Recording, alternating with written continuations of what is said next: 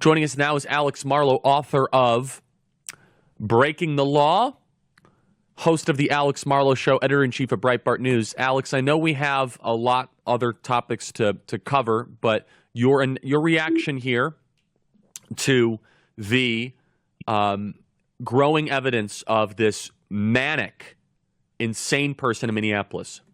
Charlie, you're off to a great start and a very tough topic. I think that reopening mental institutions is essential. I live in Los Angeles. It would greatly improve my city if there are mental institutions that were available to people. Yes. I think that clearly this is a hate crime. And in Breaking the Law, which you've been incredible about promoting, I do note how infrequent it is that people who persecute Christians are charged with hate crimes. It almost never happens. It's a rounding error. It is essentially never, I'm not saying never literally, but it's a rounding error that it ever happens. Hate crimes tend to go against every other political group pretty much.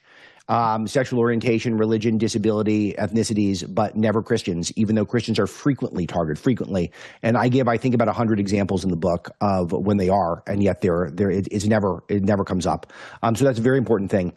One other thing that we're seeing some images that will, of the apparently male with the very feminine ponytails, another with a LGBTQ plus IA 3-spirit, 4-spirit flag. If those do get confirmed to be associated with this person, then that will add, I think, to the commentary and the analysis around it. But the craziness is the main factor that's true, and the deep hatred that is permeating through certain parts of our society. But I want to say one other thing that's important, as I don't like naming these people as well. I don't on my shows. And you won't on the front page of Breitbart. It just says, in terms of basic news information, you can find it if you dig, but we don't make it easy for people. And that's very important, that whenever this gets enough media attention, these things do become more frequent. And that is a sad fact of life. That's exactly right. And look, this guy's all over the place, right? Just a lover of transgressive things. And this guy had a shooting target of the face of Jesus. Yes. That's what I'm looking at right now. And just the darkness. And of course, the Democrats, their immediate reaction is to blame Trump, is to blame Republicans. Yeah. And allegedly, this guy tried to change his name. Again, we're going to look more into that, of what exactly the details are surrounding it. I have a sneaking suspicion, Alex, the media is not going to cover this one for much longer. I don't know, maybe it's just a gut reaction. Doesn't really fit their narrative. And mind you, our perspective on the show, we did not talk about anything politically. We just said this is a terrible human thing. We actually had a whole first hour on the problem of evil, wrestling at it from a spiritual and theological perspective.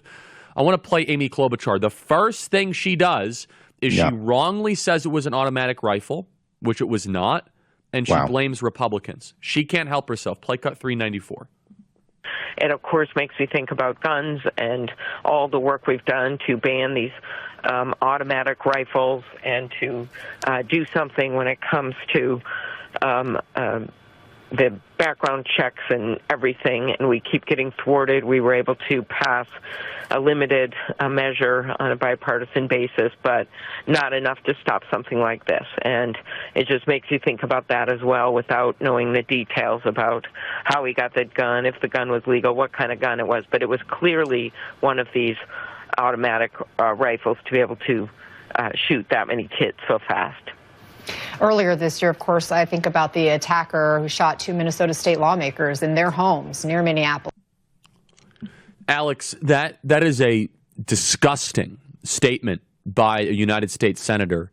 Again, we talked about God the entire first hour. We said, let's just take a step back. Let's talk about the deeper things. I understand. She immediately goes to score political points. She immediately goes to attack Republicans and lies about it.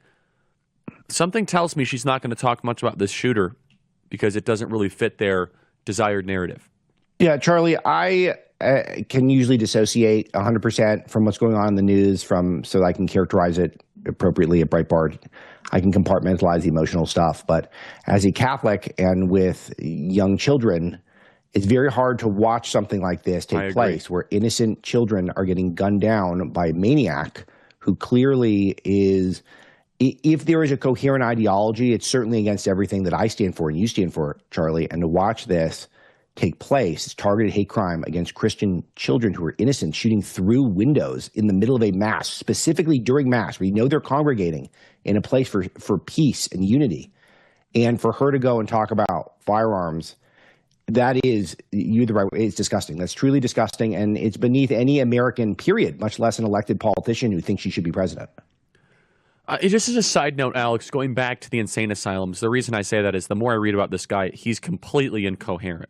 He's yes, like full of contradictions. I mean, and it seems as if that is a pattern. Honestly, it is a pattern that we see amongst these types. It's just you can't really make much of it. We saw this with the Nashville shooter. We saw this with lots of shooters. Why is it that we got rid of mental insane asylums? We did a deinstitutionalization, began in the 1960s, and we shut down large insane asylums.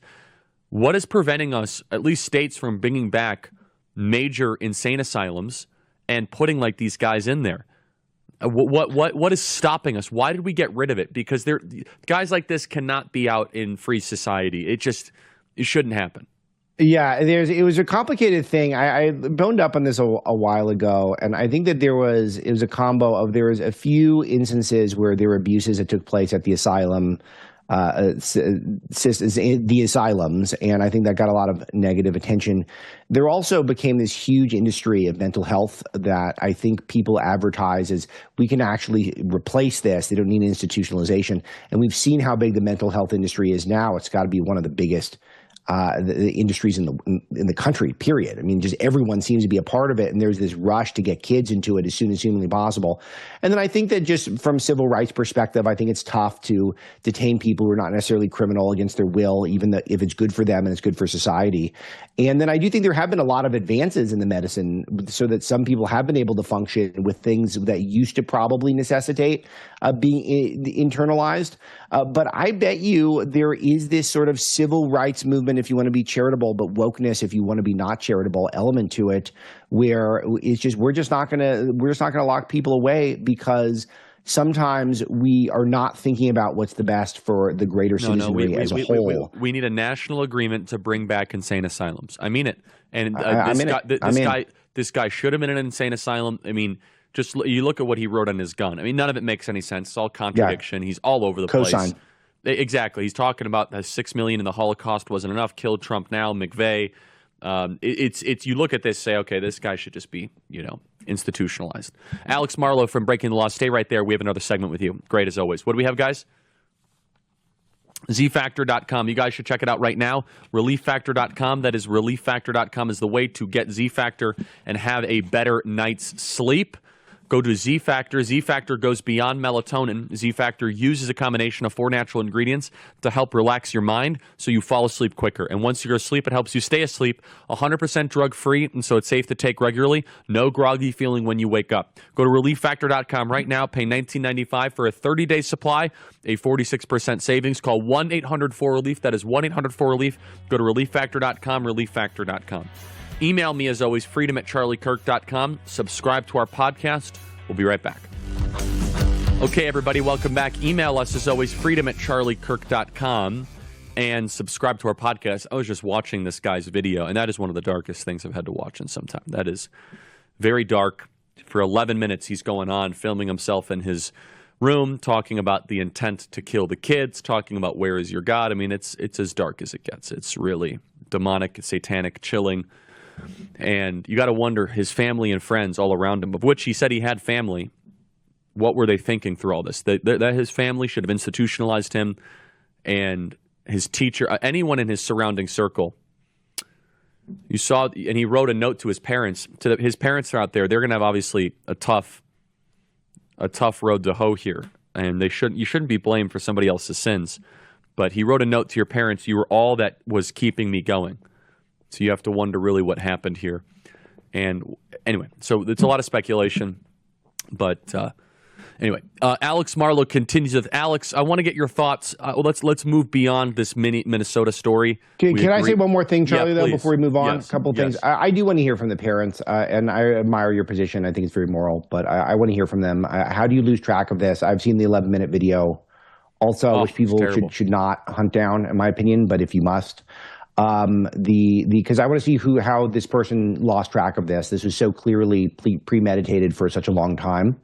And did no one have any interaction with this individual and be able to see any red flags and be able to stop it? And I want to know why not. And I think that's a question that these families that will never be the same, will never be whole again after today.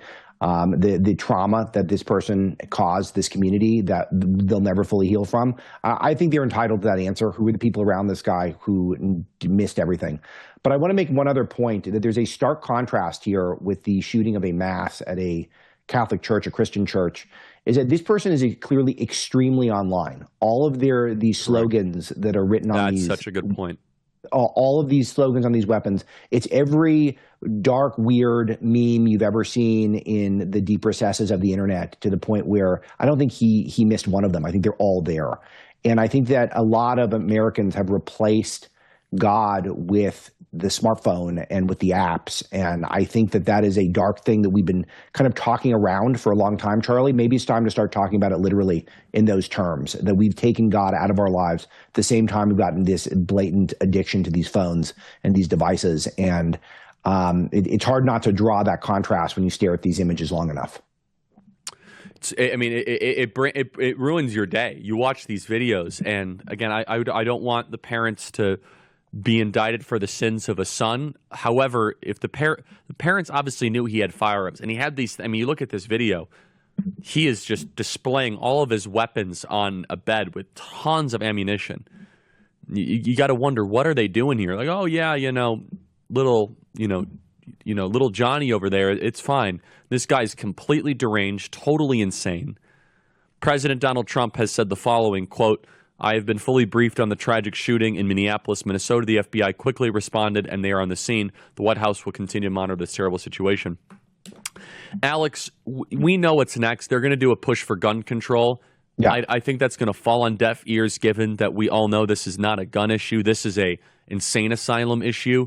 But 2 minutes remaining. Alex Marlow, author of Breaking the Law. What can we anticipate as their next move? Yeah, hopefully at this point in time where the conservative voices are controlling the culture more, we can talk more about the hate crimes against Christians. We could talk about some of this extremely online culture. I saw one of the images. Apparently, he had a booklet with a lot of Luigi stickers on it. You guys can do the math on that, where the media encouraged. Obviously, there was going to be more murders after the way the media reacted to the Luigi Mangione assassinating of a healthcare CEO. So maybe we can actually have some productive conversations this time, but the media will try their best to just make it about firearms. And I feel like most Americans roll their eyes at that, thank God. So somebody on social media has said, quote, "I know this is developing, but if it's true that he was trans, which it looks as if this individual very well might be, just like the Nashville shooter, which also targeted a Christian school, just so we are clear, that there's a take that the Trump NIH could take measures to coerce the APA, the American Pediatric Association, to classifying transgenderism as a mental disorder, again, in the DSM, and the Department of Justice then could use 4473 NICS to deny firearm sales to them, basically saying that if you have gender dysphoria, you should not be able to own firearms. I tend to agree with that. I think that you are so mentally disturbed that if you're schizophrenic, you shouldn't be able to own firearms. Final thoughts, Alex Marlow. I know this was an unusual day. Thanks for very unusual. Thank you for including me in the breaking news segments. I know these are very strenuous but essential segments for radio, podcasts, etc.